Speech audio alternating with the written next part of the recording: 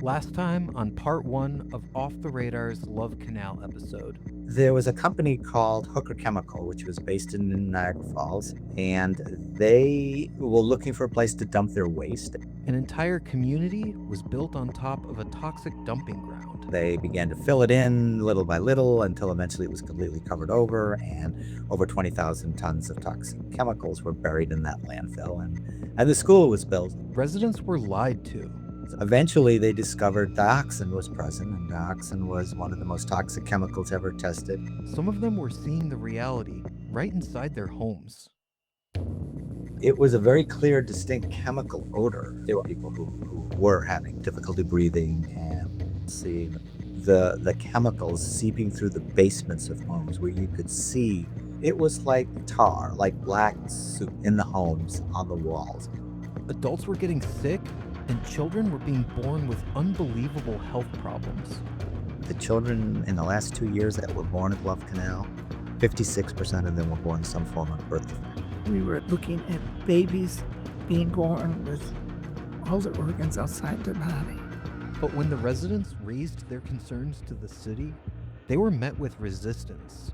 The state health department, with pressure from the city, was under a great deal of pressure to move on from Love Canal. It became clear to Love Canal residents early on that they were on their own. People who lived in those houses, they knew something was wrong. But rather than accept their fate, they decided to push back. By Lois Gibbs and other leaders in the community who refused to be denied. And to fight back. Lois Gibbs and Barbara Quimby took 2 EPA employees hostage, and they held them all day long. They knew something real was happening. What it took was an enormous organizing effort by the people on the ground. It's every parent's worst nightmare. Your child is sick. Not with the flu or chicken pox. Something deadly. The residents of the Love Canal neighborhood were being poisoned. The government knew about it. The chemical company who had treated the area as a private dumping ground also knew about it. But no one would publicly acknowledge the reality of what was happening, or offer any meaningful solutions to residents.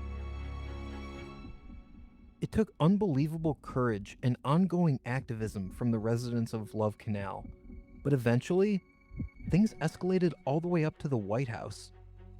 President Jimmy Carter authorized emergency aid so that the state of New York could begin buying properties and relocating families. Things reached a boiling point in Western New York when President Carter declared Love Canal a national emergency.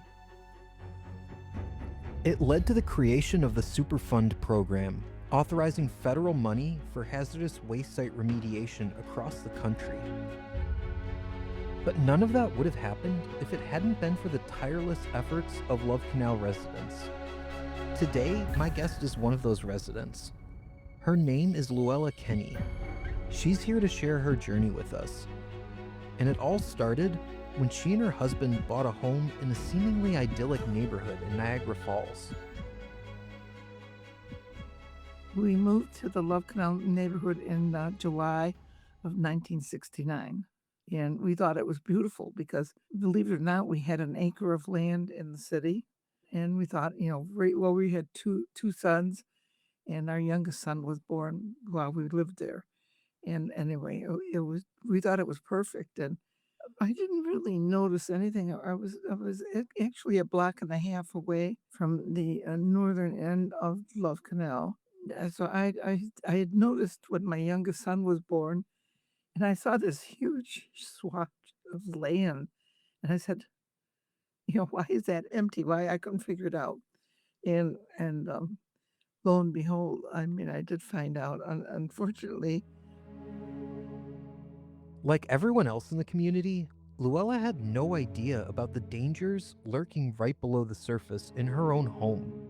Who knew it was going to turn out to be a catastrophe with 32 parts per billion of dioxin in the backyard? It was unbelievable. 1 part per billion is conservatively considered dangerous, probably much less. Dioxin is an extremely hazardous group of chemical compounds. There are hundreds of chemicals that fall under the umbrella of dioxins. They're part of a dangerous category of chemicals known as persistent organic pollutants, or POPs. And when these pollutants are found in the environment, they're generally invisible to the human eye. But dioxins are extremely dangerous. They're known to cause cancer, reproductive damage, developmental disabilities, and damage to the immune system. So when Love Canal residents discovered that they were living on top of a dioxin dumping ground, it confirmed what many already knew. Something was wrong. Luella's youngest son, John, was born in Love Canal, and he was sick for much of his childhood. Luella and her husband were both scientists, so rather than letting their son's illness make them feel defeated, they turned to what they both did best. My husband and I were both scientists, and we thought, well, we better research this. I did not want to believe that this is what it was. So my husband and I went to the medical libraries, and much to our dismay, we discovered these journals, these medical papers indicating that exposure to chemicals would cause minimal lesion nephrosis. Now, minimal lesion nephrosis, it manifests itself because protein is passed in the urine, and I was measuring the protein every day, seeing how he was going up and down. But it is an immune response disease. Meanwhile, John's health continued to deteriorate. It broke Luella's heart. And I can still remember John on the phone with my mother, and my mother was, all concerned and whatnot. And he said, "No," they called her Nani. "No, Nani, don't get upset." He says, "I'm fine. I'm really fine." He said, "If you do that, you're going to get sick." And well, he died 3 days later. Luella's youngest son had his life cut short by a terrible health condition, and the city was denying that it was caused by environmental pollution. October 4th of 1978, my beautiful 7-year-old son passed away. And I was like devastated.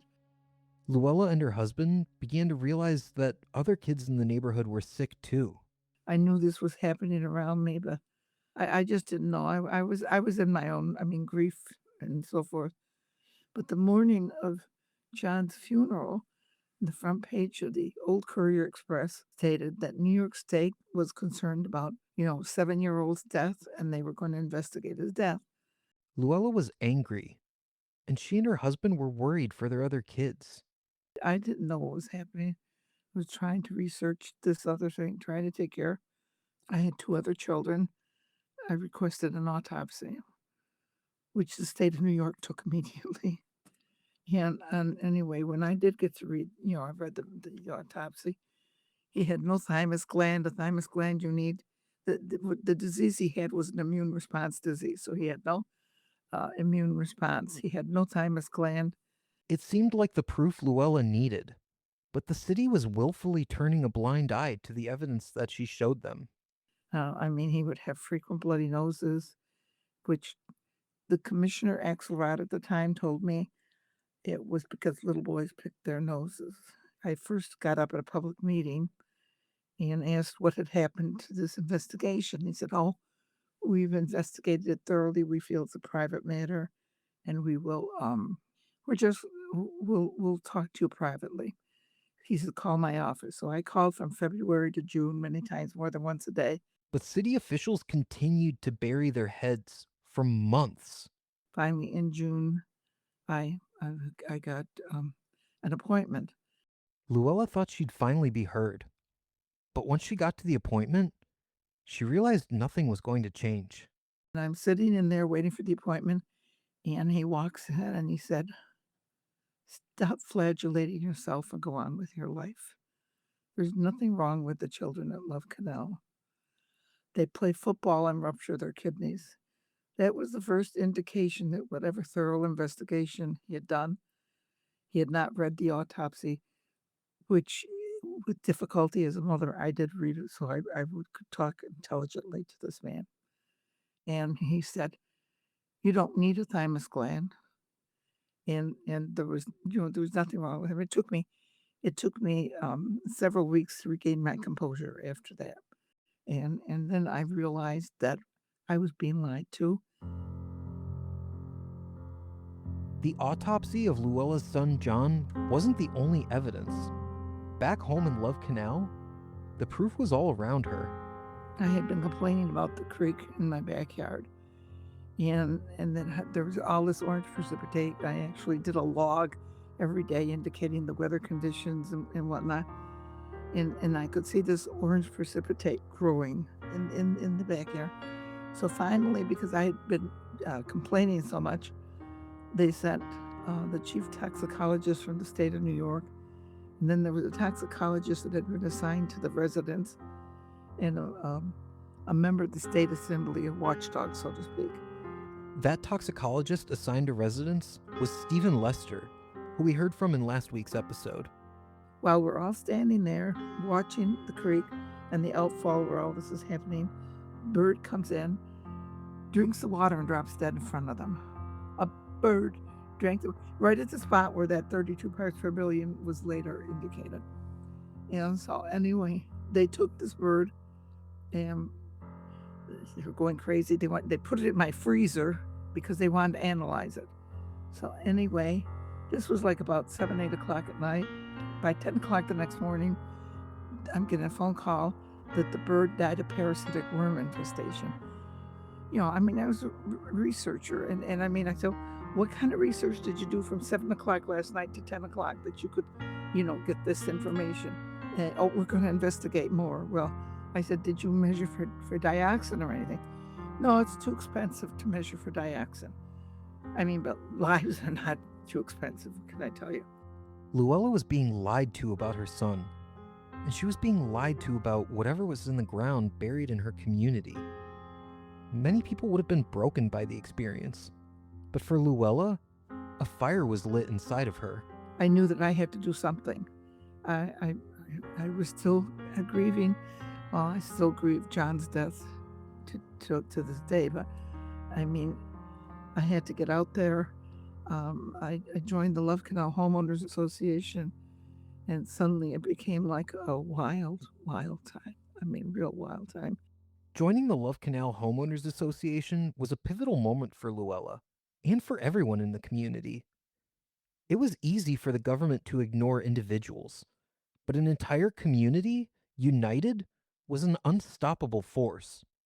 As time went on, Luella began to realize that this was bigger than her family. Everyone in the neighborhood was affected by this. They were all being lied to. And the stress of living there through all of this was unrelenting. Many of the husbands worked for accidental, and they were worried about their jobs, and they were getting angry with their wives. And, there were many divorces eventually in the family. You'd hear the people arguing, the couples arguing. Cancer and developmental problems weren't the only things killing residents of Love Canal. Many suicides. I remember one couple that I saw arguing frequently in the parking lot. The husband walked to the middle of the Rainbow Bridge, which is the bridge for your viewers that goes from Niagara Falls to Canada, and just jumped in. Another gentleman 1 block from my house hung himself. A whole family, mother, father, and adult children. It was a tremendously, the stress was enormous. Health problems, birth problems, marriages torn apart, lives ending with suicide. It was like an unrelenting wave of tragedy after tragedy crashing against the residents of Love Canal. And their government, the people they thought were there to protect them, were letting it happen. The EPA had hired this renowned scientist to do a chromosome study. And when he found out that there was breakage in the chromosomes of the residents of Love Canal, then the EPA, they were trying to just say this guy didn't do it right. His scientific method was wrong, and so forth. The government was trying to deny what had been obvious to residents and even to the scientists who studied the neighborhood. When the residents presented their case, they were dismissed and disparaged. And it got so bad that Lowe's Gibbs, thank God for Lowe's Gibbs, who organized the residents and saw her son getting sick going to the school, a 99th Street school, and had seen, and going around and finding out that other children were having similar symptoms, which incidentally was useless housewife data. I mean, according to the state. Stephen Lester, the toxicologist I spoke with last week, remembers this phrase well. Then when we left the meeting, we arrived back in Buffalo and saw the evening paper that was published that same day, and the headlines across the paper were useless housewife data. To residents like Luella, who had lost a loved one, these attacks felt personal. We were all called the hysterical housewives. I mean, first of all, anybody would be hysterical if you see something's wrong in front of you, and they're telling you, no, there's nothing there. They realized they had to do something. Luella decided to go to the source of the pollution. Hooker Chemical Company had been responsible for much of the toxic waste that was buried under the Love Canal community. In 1968, Hooker Chemical had been bought by a California-based company called Occidental Petroleum. Luella believed that the owners of Occidental needed to acknowledge what their company was responsible for. I was sent to Los Angeles for the Occidental Petroleum shareholders meeting, and I had a 5-minute speech. So there were 3 of us that had speeches. Armand Hammer, the CEO and chairman of the board at Occidental, didn't like what Luella and her fellow activists had to say. The first person, he got up, and he didn't even let him open his mouth. He sat him down. So then I was supposed to speak last, but then I got sent up, and he listened to the whole 5 minutes. And he said, you have to go back to Buffalo because we're not at fault for all of this, But back to Buffalo, he didn't even know Niagara Falls. And, the third person got up, but she couldn't even open her mouth. But Luella and the other Love Canal activists weren't going to take no for an answer. So then we all ran, I'll tell you, we learned all these tactics after a while. We all ran to microphones, and I went way in the back. So the one thing Occidental did not want you to know was that, they went with this thing that they sold Love Canal to the Board of Education for $1, got a huge tax break or whatever. And they didn't want you to know that there were other dumps that causing trouble by Occidental in the area. So this gentleman from the Interfaith Council on Corporate Responsibility, he gets up and he's trying to tell them that about this. He was physically removed from the room. This gentleman from the Interfaith Council on Corporate Responsibility was he was getting up to explain that Occidental had a huge dump up behind Niagara University called the Hyde Park landfill. It was spewing mercury into the lower Niagara River, and that was remediated. There was also another dump in the they called the S dump, and it was next to the drinking water for the city of Niagara Falls and was leaking into the drinking water. But he did not want people to know that, and so when that fellow started talking, he just had him physically removed. Armand Hammer, the CEO of Occidental Petroleum, was having his men manhandle the protesters. And then he came to my microphone. He didn't recognize me from the distance, and I said something, and he just looked at me and says, "You were determined for publicity." I said, "I'm determined that no other child would die because of corporate or government irresponsibility." Well, that really angered him. "You're lucky you're a woman. Otherwise, you'd meet the same fate that your friend just met. You're just so lucky." I said, go ahead, go on, come. I'm ready to be escorted out. Go on. But he wouldn't do it, and it just got to be terrible. The CEO of Occidental Petroleum was refusing to hear about the real-world effects of chemical dumping in Love Canal. And it turned out, Love Canal wasn't the only dumping site that was landing his company in hot water. Then a shareholder actually asked, we're being sued for more money than what we're worth. And he said, "Oh, not to worry." He said, we were sued in Michigan, but we settled because our lawyers were too expensive. But we were not wrong." While Luella was in Los Angeles confronting the CEO of Occidental Petroleum, her fellow resident activists back home had been confronting the neighborhood's other enemy. They had just had enough. I was in California, so Lois Gibbs and Barbara Quimby took two EPA employees hostage, and they held them all day long. And I know my husband's calling me in California. He said, "Do you know what's going on out here?" And he's telling me, I mean, it's just like, I mean, the residents were standing outside of the building waiting. She kept calling President Carter. All the residents were taking huge risks, confronting CEOs, kidnapping EPA employees, and even calling the President of the United States. So, I mean, this was like, huge national news. I mean, taking two EPA employees hostage. I mean, they were in danger of being arrested or whatever. But they didn't really have much of a choice. We were desperate. And we also had an end goal. We wanted to be evacuated. And we were very persistent. And sometimes, I mean, maybe we got radical, but, you were under some desperate circumstances at that time. And I mean, like taking the hostages. But I mean, we made ourselves known, and we were just fighting. We were fighting for our children, and you should never mess with the mama bear, because that's not good. In the end, their efforts paid off.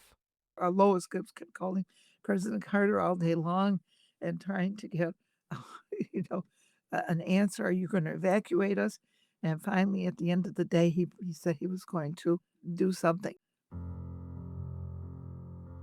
It took years of struggling, years of children being born sick, years of residents developing cancer, years of death, and years of the government lying to them at every turn. I mean, it's difficult to lose a child, but to lose, because when they finally announced that they came out with the 32 parts per billion in the backyard of dioxin, I mean, I was in an uproar because they'd been telling me it was safe, there's nothing wrong, you can go back there, there's nothing wrong. And so I called the chief toxicologist for New York State, and I said, there was a 32 parts per billion. I said, there's 3 parts per billion in the crayfish. And he said to me, well, that probably is on the outside. You know how that is. The 3 parts per billion of dioxin, in the crayfish. It's not internal. And I sort of blew up. I said, what kind of research are you doing? I said, I studied the uptake of chemotherapeutic agents into cancer cells. And before I measure that, I rinse and rinse till I know that my rinse is perfectly clear of any chemicals.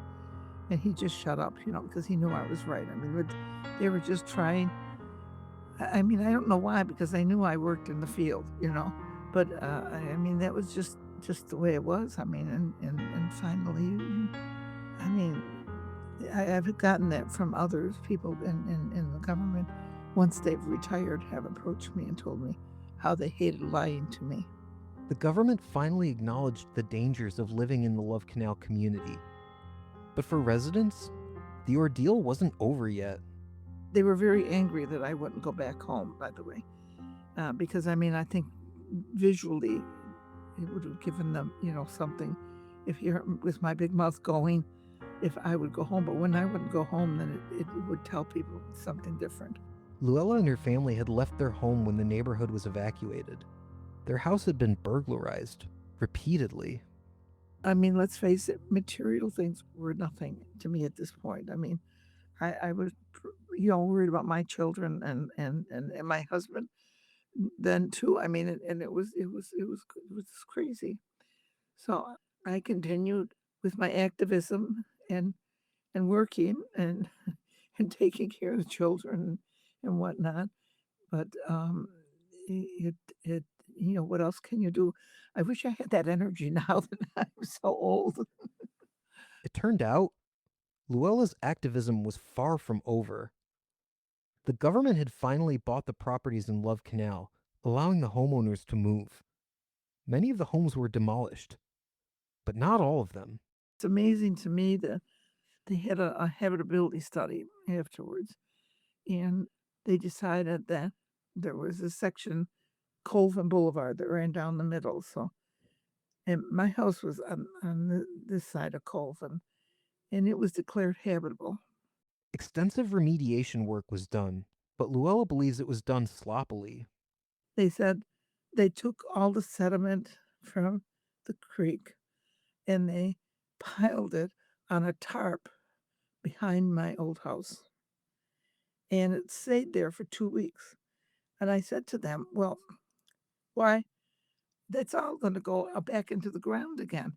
Oh, but we have the tarp. You do understand it rains and the rain will spread the chemicals. I mean, it's just sometimes you just didn't understand. I mean, where their minds were, what they were thinking. But what happened next shocked and outraged the former residents of Love Canal. They resold that house, and I mean, I was beside myself. I don't know. I just don't know. I just don't know what they're thinking. Reselling the homes. The Love Canal Homeowners Association had spent years trying to get the government to take care of the problem. In the end, the government simply introduced a whole new generation to the toxins at Love Canal. Now they started selling those houses. And I met a young man, and he's renting one of those houses. And he had children. He was divorced, and he had children that would, he would have visitation. And the one boy had severe asthma to start with, and he winds up in the hospital. He goes to visit his father. And not only that, he had a pregnant girlfriend. I said, please don't move her in here, And he didn't. I mean, he was excited about having a house. He was going to plant a garden, and I said, it's like within yards of the fence. And now he tells me that there's a lot of black gunk in there. But he's happy to be in a house, and I don't know. I mean, it's his choice. I mean, he knows, he's been told, and that. But I mean, it's just scary to me that they're selling it. They're trying to make it look like it's habitable. Luella was shocked that new homes had gone up in the community.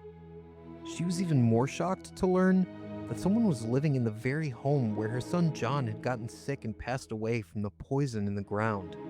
My own house, I was there like one Friday, it was during an anniversary time, with a reporter, and so all these tables were set out. It looked like a wedding.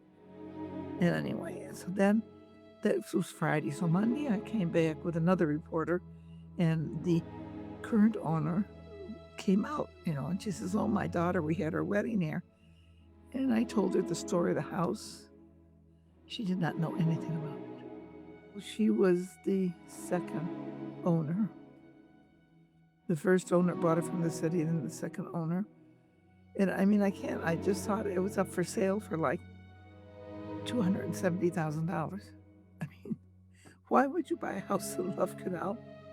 I mean, just doesn't make any sense, The city of Niagara Falls, in all of its wisdom, okay, after everyone moved out, they built a playground on the site, a few yards from the fence to Love Canal. And I could go there and see all these little children playing, many times pregnant women, and they built that playground there. Currently it's there now, yeah. Luella Kenny refuses to let the legacy of Love Canal be forgotten, even though the government is more than eager to let that happen. And I don't trust the EPA. I mean, we had an EPA official. I mean, he just kept, everything is hunky-dory and this and that. Another time, I was asked to be on this panel for the EPA. There was a person from the EPA. There was news reporter from Buffalo. There was someone else from the Department of Health, and on this panel. So anyhow, the fellow from the EPA, I mean, Luella, we have no time for this. That's history. And I said, Oh, we just keep repeating the same mistakes over and over again, you know, I mean, he just didn't say anything. Another time, I was saying something about the cleanup. We spent $250 million on the cleanup. It's done right. And I said, well, to my knowledge, the monetary figure is not the criteria for determining whether something is done right or not, you know. I mean, there's a lot to be looked at still. I mean, too many people think Love Canal is over with, but it isn't. Luella's done all she could to help former and current residents of Love Canal, but she's far from finished with her work as an activist. She helps people all over the country who are waking up to disasters just like the one she and her family experienced at Love Canal. I've sort of been talking to the people in East Palestine, Ohio, where the train overturned, and I have talked to many, you know, around the country. She has advice for anyone else who might find themselves living in an environmentally polluted community. First of all, you have to be visible. You have to make the complaints because for me as an outsider to go in, no one's going to pay attention. And she wants people who are suffering to know you're not in this alone. We can give you, you know, advice, what to do, how to proceed, and help you. I know that CHEJ Lois's group, which is now in Texas, I mean, they're very helpful.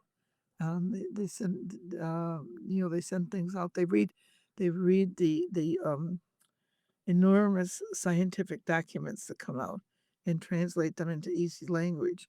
So, I mean, I advise, you know, seeing someone like that, talking to a toxicologist someplace, or talking, you know, to any of us that have experienced it, and that we can give them the advice, you know. And now locally, you have, you know, clean water organizations. You have, you know, clean air organizations, and they are there, and they have experts and toxicologists available on call that can help you, that are not government, you know. They are people that are there to help. Luella Kenny has dedicated her life to helping people because she never wants anyone else to experience the heartbreak and the loss that she experienced. And so, I mean, it's just a crazy time. I mean, I've gotten myself involved, but I mean, I will stand up, and I figure I'm this old. If they want to throw me in jail, how much time do I have left anyway? So, I mean, I'm going to say what I'm going to say and do what I can do, and it's not for rabble rousing. It's the honest truth. It's important to me. It's important to me because I feel that no other child should die because of corporate irresponsibility or government irresponsibility. Luella is strong beyond belief. Her unwavering courage and her determination to help others is unlike anyone I've ever met before. It's just important that people know and people understand, particularly young people. I mean, I'm trying to pass the torch to them to understand what does happen.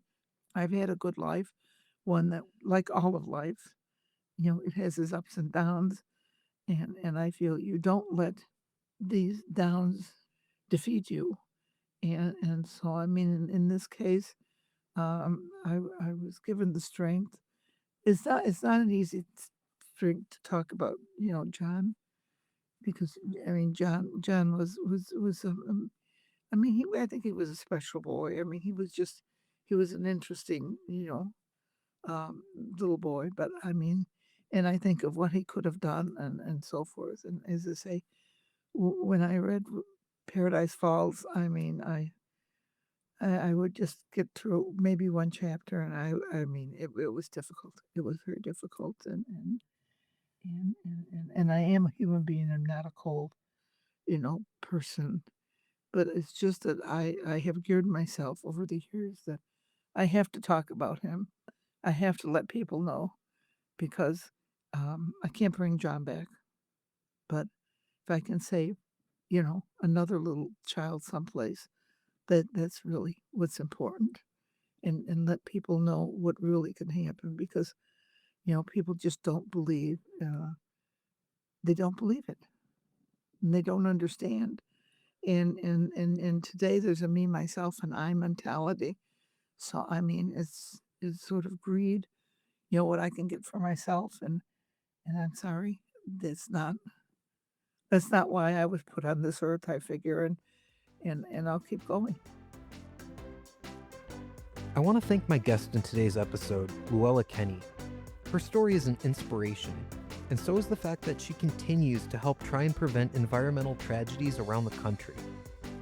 I also want to thank my guest from last week, Stephen Lester. Thank you for listening to this two-part series. I grew up in the Buffalo, New York area, and it was so important for me to share these stories from my hometown. It's been so meaningful for me to be able to spotlight these amazing activists who've spent their lives trying to help others. If you're living in an environmentally polluted community, you're not alone and you have resources available. Contact the Center for Health, Environment, and Justice at chej.org. You can also contact the Texas Health and Environmental Alliance at txhea.org. I also want to thank my friend Emily Gracie, the host of Off the Radar, for all of her support and for giving me the opportunity to guest host these episodes. It's been such an honor for me working with Emily and bringing Off the Radar to listeners each week. Emily will be back next week. Thank you, Emily, and thank you, listeners. I'm Brian Pietrus. See you next week.